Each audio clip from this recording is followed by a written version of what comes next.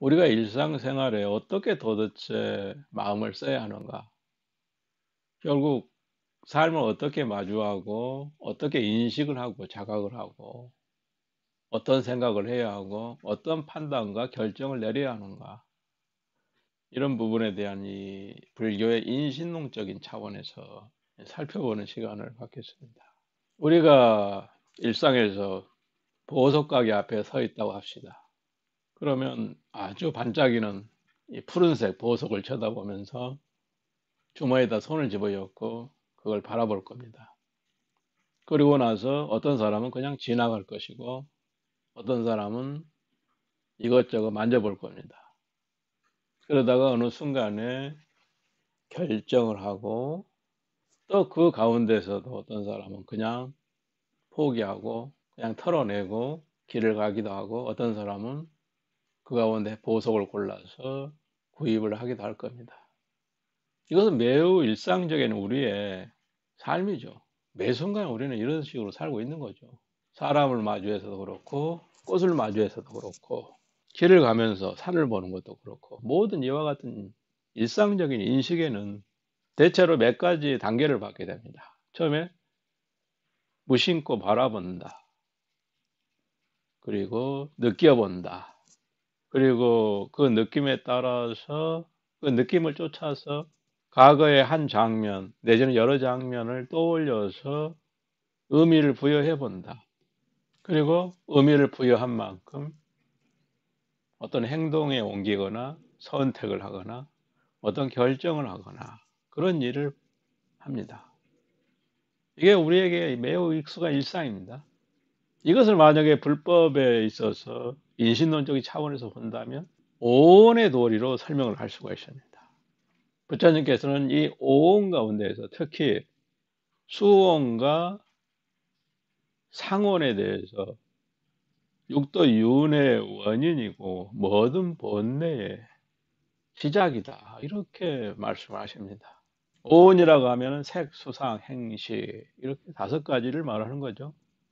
온이라고 하는 것은 어떤 모여있는 집합체 그런 얘기입니다. 그러니까 동후에 어떤 특별한 한 가지 목적을 위해서 모인 집단을 우리는 동후회라 그러죠. 내지는 이렇게 양들이 하나의 무리를 이루어서 하나의 떼를 이루는 것도 하나의 집합체가 되는 거죠. 양과 이리와 늑대와 낙타가 뒤섞여 있는 것을 우리는 온이라고 얘기하는 게 아니라 한 가지 색깔을 가진 집단, 집합체를 온이라고 표현하는 거죠. 그래서 오온이라 그러면 색의 집합체, 수의 집합체, 상의 집합체, 행의 집합체, 식의 집합체 이런 의미가 있는 거예요. 그럼 색수상 행식이 어떻게 불교의 인식론이 되는 것인가 한번 살펴보도록 하겠습니다. 이 오온에 대해서 바라보는 관점이 소승과 대승은 다소 차이가 있습니다. 소승은 이제 부파불교를 얘기하는 것이고 대승은 말 그대로 대승불교를 얘기하는 거죠. 용수보살의 대승불교 그리고 그 이전을 소승불교 내지는 부파불교를 하죠. 당시에는 여러 개의 파들이 있었어요. 12개의 파가 있었죠. 그 12개의 파들마다 저마다 색깔이 달랐던 거죠. 그래서 부파불교다. 이렇게 얘기를 하는 겁니다. 부파불교 시대의 오온을 바라보는 관점과 대승불교 시대의 오온을 바라보는 관점이 달랐습니다.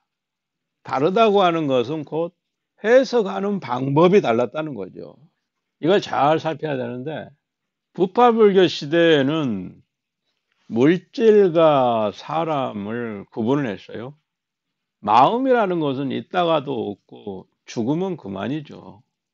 그러나 이 물질의 세계 자체는 내가 죽어도 여전히 존재한다. 이렇게 본 겁니다. 그래서 물질과 마음은 서로 별개가 아닐까. 이런 관점에서 본 것이죠. 그리고 오히려 물질 속에는 영원한 진실한 실상이 있어서 영원히 존재한다는 그런 개념을 갖고 있었습니다. 그러나 대승에서는 일체가 다 마음에서 나왔다. 이렇게 얘기를 하죠. 일체 유심조도 그래서 나오는 것이죠. 그러니까 이 마음에서 삼라만상이 생겨났다. 이렇게 보는 거죠. 그러니까 물질 세계와 이 마음은 필연적으로 부모와 자식 관계를 형성하고 있는 거죠. 그런데 소승에서는 이런 부모와 자식 관계라기보다는 그냥 별개다. 이 물질 세계를 이제 기세관이라고도 표현해요. 말 그대로 물질 세계이다. 그리고 기세관 이에 오늘날의 과학에서 얘기하는 것처럼 어떤 것이 진화를 해가지고 결국 사람까지 와 있다. 그래서 사람은 이 기세계 이에 존재하는 그런 존재다.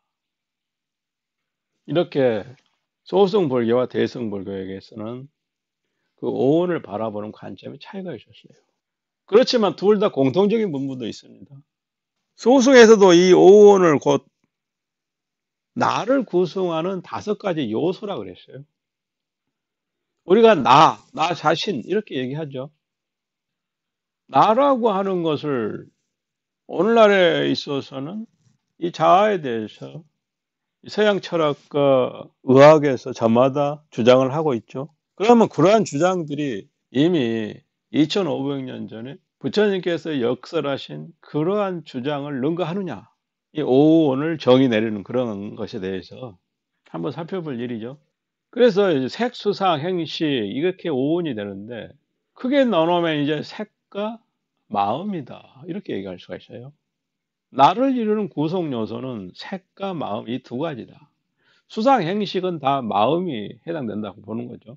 수상, 행은 마음의 작용이 되는 것이고 식은 마음이 되는 것이죠. 그래서 마음과 마음의 작용을 하나로 합해서 마음이라고 놓고 보면 마음과 몸 이렇게 2가지가 되는 거죠. 심신이라고 우리는 표현하죠.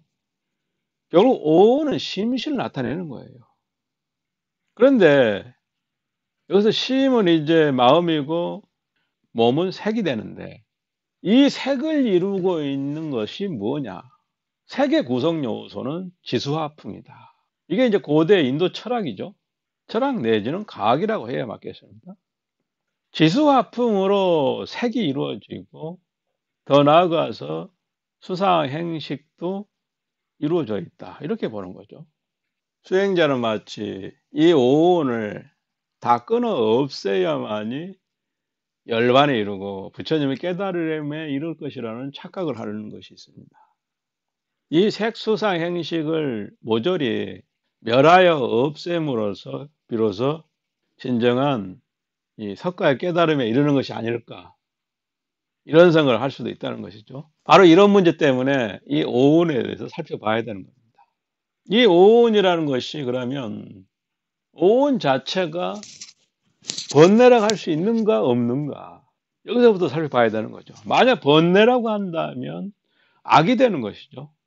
불교적인 정의에 의해서 탐진치를 불교에서는 악이라고 기본적으로 정의를 내리고 있죠. 이러한 정의는 약속입니다. 만약에 번뇌가 없는 것이다. 오온 자체는 번뇌가 없다. 그렇게 얘기하면 오온은 선이 되는 것이죠. 만약에 이 오온은 선도 아니고 악도 아니다. 단지 삶을 담는 그릇이고 통로일 뿐이다. 만약 이렇게 정의를 내린다면 무기가 될 겁니다. 무기라는 것 선도 아니고 악도 아니라는 말이죠. 무기란 말은 기록할 수 없다 이런 말이에요. 뭘 기록하냐면 선이라고 적을 수도 없고 악이라고도 적을 수 없다는 얘기죠. 그러니까 선, 악이라는 2가지 틀로 봤을 때 해당 사항이 없다는 거죠. 그러면 불교에서는 이 오온을 선이라고 볼까요? 아니면 악이라고 볼까요? 아니면 무기라고 볼까요? 매우 중요한 겁니다, 이게. 만약 악이라고 본다면 색수상 형식을 모조리 타파하고 부숴야 되겠죠. 만약 선이라고 본다면 색수상 형식을 더욱 따라야 되겠죠. 그 작용을. 만약 무기라고 본다면 그냥 단순히 색수상 형식은 그냥 삶의 통로이고 그릇과 같다는 거죠. 이게 제일 중요합니다. 첫째로 오온에 대해서 이해하는데, 제대로 이해하는 데 있어서 매우 중요하다. 바로 불교에서는 이 오온을 선한 것도 아니고 악한 것도 아니라고 봅니다. 그러나 이 오온이라는 그릇 속에 욕망을 담고 탐욕을 담고 사랑 분별을 닮으면 오온이 오염된 것이 된다는 거죠. 반대로 선업을 쌓으면 이 오온이 선한 것이 되는 것이죠. 그래서 이제 욕망을 낳는다고 하면 이것이 오치원으로 바뀝니다. 말이. 치자는 치할 치자를 써서 오치원으로 바뀌어요. 그러니까 번뇌가 가득한 오온이다, 이렇게 되는 것이죠. 우리 중생을 이제 기본적으로 오치원에 머물고 있다 얘기할 수가 있는 거죠. 여기에서 우리가 이제 오원에 대해서 하나씩 살펴보게 되면은, 색이라는 거 말 그대로 물질을 얘기합니다. 불교적인 정의에 의하면 이것이 질애다. 색은 질애의 특성을 가지고 있다, 이렇게 표현하거든요. 물질이라는 것은 기본적으로 공간을 차지하고 시간을 차지하고 있는 거죠. 형상과 모양을 갖는다는 것은 곧 공간을 차지하고 있는 것이죠. 소리라고 하는 것은 공간을 차지하지는 않지만 시간을 차지하고 있는 거죠. 동시에 가로막는 성질이 있죠. 가로막죠. 산이 있으면 산 뒤에 있는 물건을 못 보게 만들죠. 이런 것을 바로 이제 불교에서는 지뢰의 특성을 갖고 있다. 우리의 몸은 색입니다. 뼈와 살과 근육과 신경 조직, 이건 모두 색인 거죠. 색의 의미를 더욱 연장해 보면은, 눈에 보이는 거, 귀에 들리는 소리, 몸으로 느껴지는 거, 혀로 맛봐지는 거, 코로 맡아지는 거, 이 모든 게 다 색이죠. 그리고 오경이라고 하죠. 5가지 경계다. 그러면 색을 보는 눈이 있죠. 그걸 안근이라고 그러죠. 눈의 뿌리이다. 눈이라고 하는 것도 색입니다. 그런데 이 색은 불교적인 정의에 의하면은 이 6개의 이 색, 대상이 되는 이 색깔은 달리 매우 맑고 깨끗한 색이다, 이렇게 표현해요. 그러니까 맑고 깨끗한 색으로 이 눈이 이루어졌다, 이렇게 얘기하는 거죠. 그렇기 때문에 맑고 깨끗한 눈이기 때문에 사물을 볼 수가 있다. 더러운 것도 볼 수 있고 깨끗한 것도 볼 수 있다, 이런 의미가 되는 거예요. 그렇기 때문에 이 눈을 정색으로 이루어졌다, 깨끗한 색으로 이루어졌다, 그런 의미를 붙여요. 그리고 안근이라고 하는 것은 근자가 뿌리 근자인데, 이것은 곧 안근에서 안식, 보는 의식이 만들어지기 때문에 안근이다 그러죠. 뿌리가 있는 것은 반드시 뭔가를 생하는 뜻이 있죠. 뿌리가 없으면 생할 수가 없는 거죠. 대나무가 꽂아 놓는다고 해서 무조건 싹이 자라는 게 아니죠. 반드시 대나무에서 뿌리가 내리고 그러면서 잎이 생기고 가지가 생기는 거죠. 만약에 그 조건이 갖춰지지 않으면 싹이 날 수가 없죠. 그런 의미로 이제 뿌리 근자를 쓴다, 이 얘기죠. 색에 대해서 좀 더 얘기를 해보면, 안근과, 결국 눈이 있으면 눈과 마주하고 있는 대상이 안경이죠. 그러니까 근과 경이 모두 색이라는 거죠. 불교에서 색을 정의하는 것을 잘 살펴보면 매우 재밌습니다. 왜냐하면 현대과학에서 말하는 물질의 개념을 포함하고 있는 부분이 있습니다. 현대과학과 별개가 아니라는 거죠. 이 불교적인 물질의 개념과 연관해서 생각해 볼 필요도 있어요. 과학에서 지금 생각하는 물질의 개념의 기본은 질량이 있고, 예, 거리가 있고, 그리고 시간성, 그리고 온도, 이런 요소를 갖추고 있으면 물질이라고 그러는 거죠. 불교에서 이제 색이라고 하는 것은 곧 물질인데, 오근과 오경 이 두 가지를 얘기했어요. 그 다음에 소승에서는 무표색이라고 얘기하고 대승에서는 법처 소섭색이라고 표현을 해요. 무표색이라는 것은 이 색의 표시가 없는 색이다, 이런 얘기예요. 그러니까 소리 같은 것은 뭐 색이 없죠.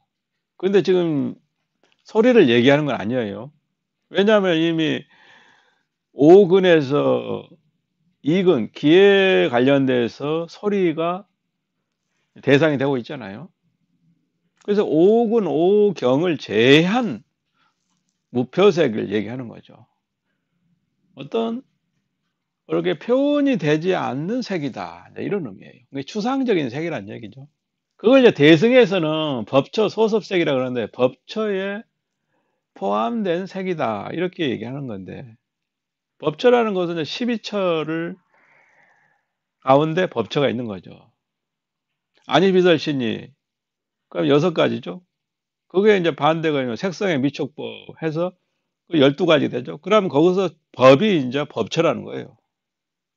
그래서 이 두 가지를 합해서 12처라고 그러고, 거기서 법이 결국 곧 법처이다, 이렇게 말하는 거예요. 그 법에 이 포함되는 색을 얘기를 해요. 법처 소속색이라고 표현하는데, 이거 재밌어요. 처음에 이제 극미색이 있어요. 극미색. 이 극미색은 아주 작아서 눈에 보이지 않는다는 거거든요. 그러니까 무표색과 같은 말이죠. 이것은 결국 극미색이 말이 결국 오늘날 과학으로 보면 원자로 쪼개고 분자 소립자로 쪼개는 그 이치와 똑같은 이치를 얘기하고 있는 거예요. 극미색을 얘기하는 거죠.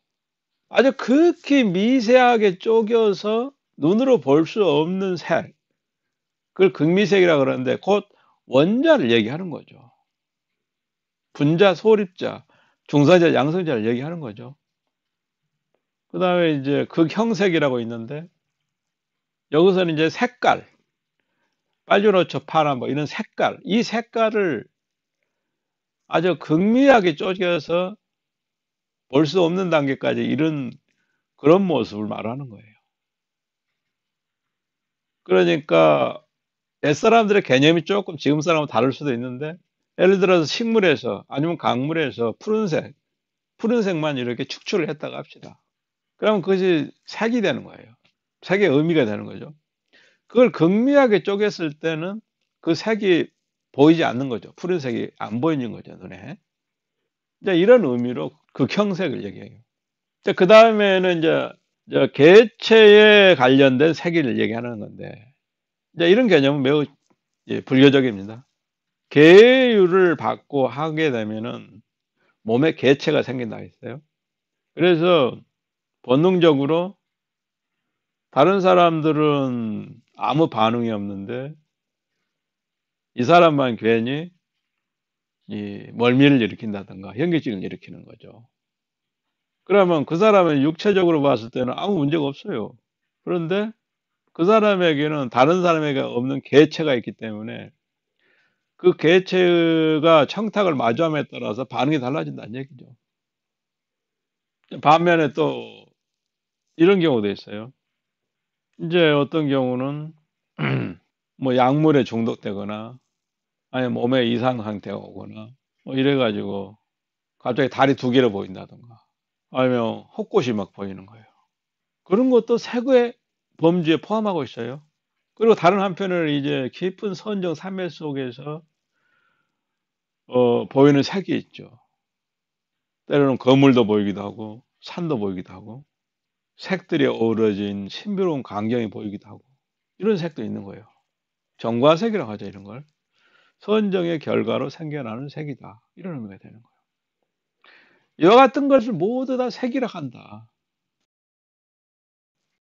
그 다음에 수라는 것은 이제 받아들일 수 이렇게 되는데, 색수상 행식에서 수라는 건 받아들일 수 이런 의미가 되는데, 감각작용이다, 이렇게 얘기할 수가 있어요. 기본적으로는 느낀다는 얘기죠.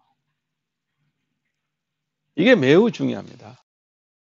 이 수에서부터 윤회의 씨앗이 싹트고 번뇌의 씨앗이 여기서부터 싹트기 시작합니다. 정신적이든 물질적이든 모두 해당되는 거예요. 우리가 어떤 상황을 봤다. 길거리를 가다가 보석 가게 앞에 문득 서서 어떤 보석을 바라봤다. 그 보석을 정말 있는 그대로 보고 아무 생각 없이 봤다면 거기에서 까르마가 생길 수가 없는 거죠. 업이 생기고 번뇌가 생길 수 없죠. 초등학생이 시골에 사는 초등학생이 어느 날 길을 가다가 아주 멋진 차가 가는 걸 봤어요. 아주 처음 보는 차예요. 아주 멋진 차죠. 그럴 때 이 소년이 그 차를 보고 뭘 생각하느냐? 처음에 뭘 느끼느냐? 좋다고 느끼느냐? 나쁘다고 느끼느냐? 아니면 좋지도 않고 나쁘지도 않다고 느끼느냐? 바로 이 첫 생각이, 첫 느낌이 그 소년의 운명을 결정할 수 있는 거죠. 더욱이나 매 순간 그와 같은 느낌이 누적이 되면은 그것은 하나의 커다란 온을 형성할 수 있는 거죠. 수온을 형성할 수 있는 겁니다. 우리는 그런 얘기 하죠. 너는 어떻게 매사에 부정적이냐? 저 사람은 어떻게 매사에 저렇게 긍정적인지 모르겠다. 이런 얘기를 하거든요. 그러니까 이 얘기는 어떤 상황에 처하더라도 바라보는 시각에 의해서 이미 그 사람은 업을 짓고 있는 거예요. 좋다, 부럽다, 나도 갖고 싶다. 그러려면 돈을 열심히 벌여야 되겠지. 결국 불교의 인식론은 이와 같은 아주 일상적인 우리의 상식적인 인식론에서 그렇게 벗어나 있지 않습니다. 첫 대면에서 좋다, 나쁘다, 내지는 별로다. 이거 하나.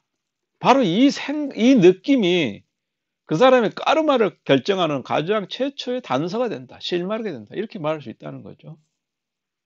이 수의 작용, 처음에 느끼는 이 작용, 이것을 좀 더 불교적으로 얘기하면 이 느낌에는 불교에서는 세 종류로 얘기를 합니다. 첫째는 괴롭다고 느끼는 거, 둘째는 즐겁다고 느끼는 거, 셋째는 괴롭지도 않고 즐겁지도 않다고 느끼는 거. 이렇게 세 가지를 얘기하는 거예요. 만약에 괴롭다고 느끼는 자는 멀리 떨어뜨리고 싶겠죠. 만약에 즐겁다고 느끼는 자는 그걸 더욱 가까이 해서 반복해서 느껴보고 싶다는 생각을 내겠죠. 괴롭지도 않고 즐겁지도 않다 한다면 괴로움과 즐거움 둘 다를 털어버리겠죠. 그렇기 때문에 욕의 고통은 싫어해야 마땅하고 색의 즐거움은 흠모하게 되는 것이죠. 그러나 더 나아가서 색계 사선천에 이르게 되면 불고불락의 경지에 나가는 거죠. 즉 좋아하지도 않고 싫어하지도 않는 거죠. 그러니까 고를 느끼지도 않고 락을 느끼지도 않는 거죠. 그래서 우리가 일상에서 어떤 상황을 접했을 때 최초로 싫다 좋다 딱 이 두 가지가 발동을 하게 됩니다. 일반적으로 성광처럼 그것이 딱 떠오르죠. 그러면 좋다고 하면은 그 다음에 뭐가 생겨나겠습니까? 좋다는 이미지가 떠오르게 되는 거죠. 과거에 이것과 관련해서 좋다는 이미지들이 막 수집이 되는 거죠. 좋다는 이미지를 그려내면 그 이미지와 유사한 것들이 막 경험 속에서, 기억 속에서 검색이 되잖아요. 그러면서 점점 좋다는 것을 정당화시키고 합리화시키고 객관화시키기 위한 작업을 하는 거죠. 그러면 나중에 그 좋다는 것이 하나의 견해로 굳어지죠. 그리고 이제 남한테도 막 주장하는 거예요. 아, 그거 좋다고. 그래서 처음에 좋다고 하는 그 느낌이 결국은 고와 락, 고도 아니고 락도 아닌 그러한 느낌을 결정하는 거죠. 그 다음에 그것이 무수한 이미지를 그려내고 가게의 기억 속에서 끄집어 와서 한 곳에 모으죠. 그래서 하나의 어떤 공통된 이미지를 그려내는 거예요. 그게 바로 상에 해당되는 거예요. 생각 상자죠. 색수상의 의미죠. 그 상의 의미. 이미지를 구체적으로 느낌을 구체적으로 이미지하는 작업을 한다는 거죠. 우리 뇌에서는. 이 두 가지가 모든 윤회의 시작이고 번뇌의 시작이다. 이렇게 얘기를 하고 있어요. 따라서 이 두 가지를 우리가 얼마나 깨워서 관리를 해야 되느냐 하는 문제와 연관이 있는 거죠.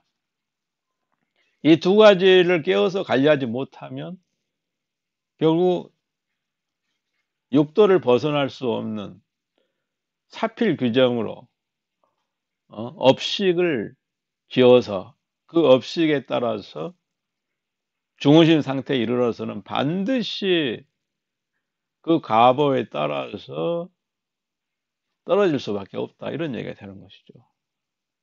그래서 이제 이미지화가 딱 되면 이제 구체적인 작업에 들어가기 위해서 생각을 하게 됩니다. 그것이 행원이에요.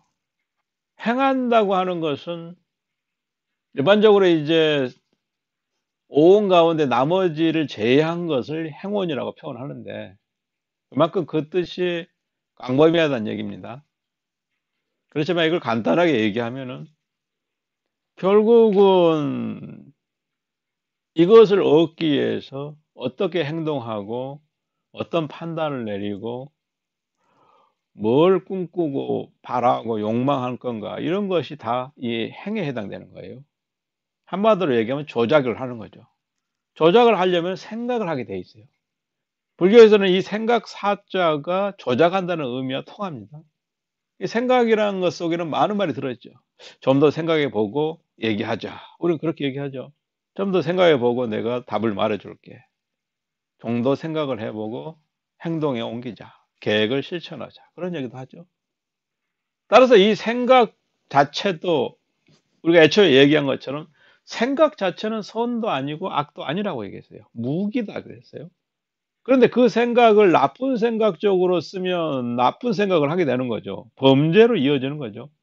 그 생각을 좋은 생각으로 하면 좋은 생각이 되어서 선업을 짓는 원인이 될 수가 있는 거죠. 조작이라고 하는 의미 자체가 꼭 나쁜 건 아니다. 뭘 조작하느냐, 어느 방향 쪽으로 조작을 하느냐, 이게 문제겠죠. 비록 우리가 앞에서 수와 상, 색수상에서 수와 상을 과거의 까르마와 습관에 의해서 그냥 생각할 틈도 없이 그냥 부정적으로 반응하고 부정적으로 이미지를 그렸다고 해도 생각사를 내가 휘어잡고 조작을 하는 거죠. 내가 나쁜 생각을 하면 안 된다. 지금까지는 내가 그게 습관이 되어 있었지만 지금부터라도 나는 선한 생각을 하겠다고 생각을 조작해 버리면 거기에서 물길이 바뀌는 거죠. 근데 반대로 나쁜 쪽으로 생각을 더 한다. 그러면 이제 더 이상 컨트롤을 할 수 없는 상태가 되겠죠. 이와 같이 오온 가운데 수, 상, 행 이 세 가지를 이제 마음의 작용이다 얘기하고 식을 이제 마음이다 이렇게 얘기를 합니다. 이 식에 대해서 소승과 대승이 또 얘기가 달라요. 소승에서는 이 식을 육식이라고 부르고 대승에서는 이 식을 팔식이라고 부르는 거죠. 만약에 어떤 사람이 길을 가다가 아주 진귀한 물건을 보고 구경을 합니다. 물론 이 물건은 팔기에 내놓은 물건이에요. 그러나 주머니에 손을 집어넣고 가만히 그 물건을 쳐다볼 때 이미 이 사람은 무심한 상태가 아닌 거예요. 이미 마음속에는 계산을 하고 있는 거죠. 이미 발걸음 멈출 때부터 이미 긍정적인 생각을 했다고 할 수가 있는 거죠. 즉, 이 물건이 좋다, 이런 생각을 했다고 할 수가 있는 거죠. 근데 그 좋다는 것이 자기 확신으로 굳어져야 되잖아요. 그럼 많은 그 물건을 쳐다보면서 많은 생각을 하겠죠. 많은 이미지를 그려보면서 내가 이 물건을 사는 게 이익된다, 좋다는 확신이 들 때까지 계속 생각을 해보는 거죠. 많은 그림들을 예, 주워 모으면서 그러면서 그런 이미지화 작업이 딱 끝나고 나서 이제 판단과 결정을 내리겠죠.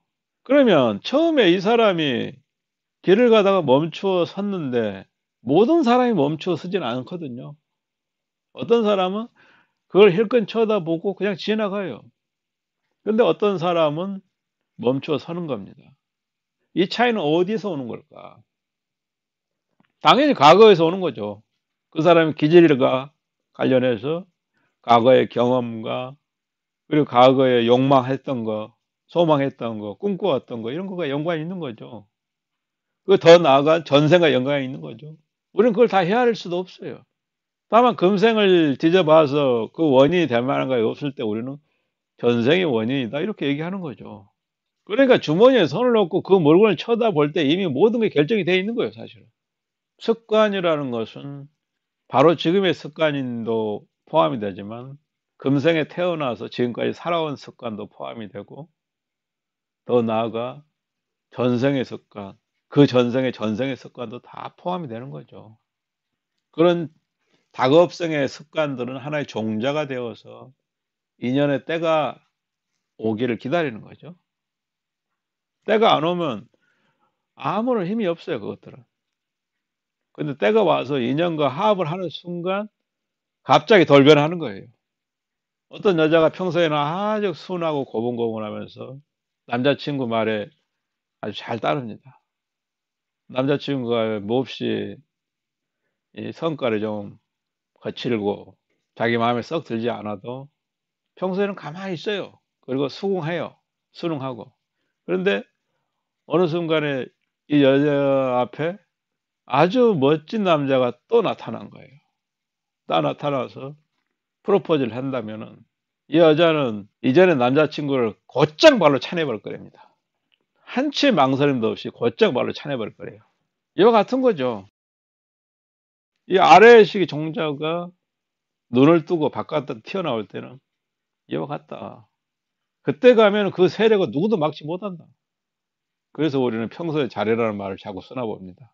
내 마음 나도 모르니까 평소에 잘해라. 이 오호는 색, 수상, 행식 이렇게 되는데 이 오호에 대해서 불교에서는 선도 아니고 악도 아니다. 이렇게 정의를 내리고 있습니다. 그냥 그러시고 통로일 뿐이다. 근데 이 오온을 물들이는 것은 결국은 탐욕과 그리고 거기에 대해서 견해를 짓는 것이 가장 주된 요인이다. 이렇게 얘기를 합니다. 왜 오온에 대해서 우리는 탐을 낼까? 왜 끊임없이 이 오온에 대해서 탐을 내고 또 집착을 하는 걸까?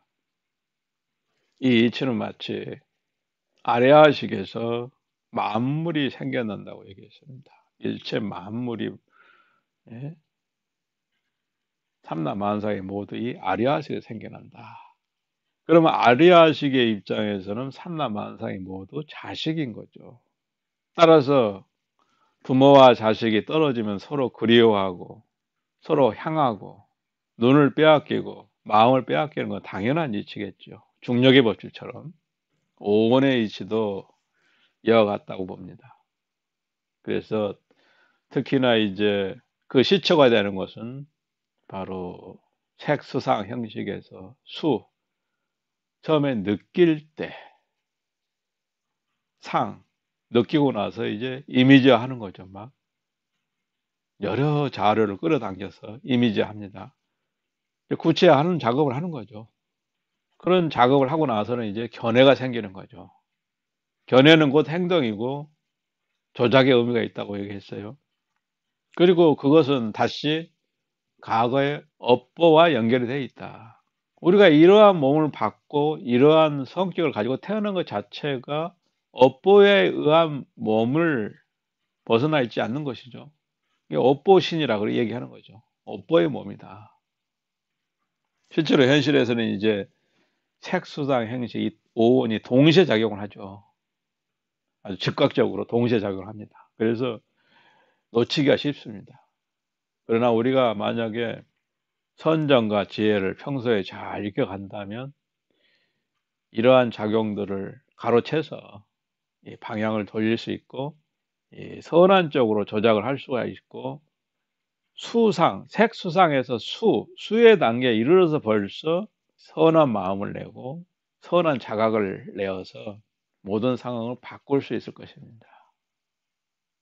오늘은 이렇게 업보를 결정하는 가장 시초가 되는 그 인신론적 차원에서 특히 이 색을 바라보는 이 마음에 있어서 첫 번째가 되는 이 느끼는 단계, 그리고 느끼는 단계에서 그걸 이미지하는 단계, 이미지하고 나서 개념화하고 견해가 굳어지고 결정이 되고 행동하는 단계, 이런 3단계 작업을 통해서 우리의 업보가 형성된다는 것을 다시 한번 우리가 잘 새겨본다면 현재 업보를 풀어가는 것뿐만 아니라 이 과거 전생의 업보 문제도 이 선한 쪽으로 돌릴 수가 있고 선악 쪽으로 돌리면 돌릴수록 결국은 세계 장애를 뛰어넘고 예, 부처 이치에 더욱 밝아지리라 봅니다.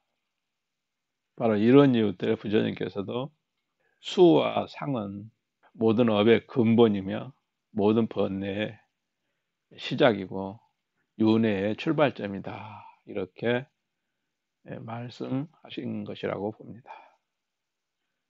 여기까지입니다.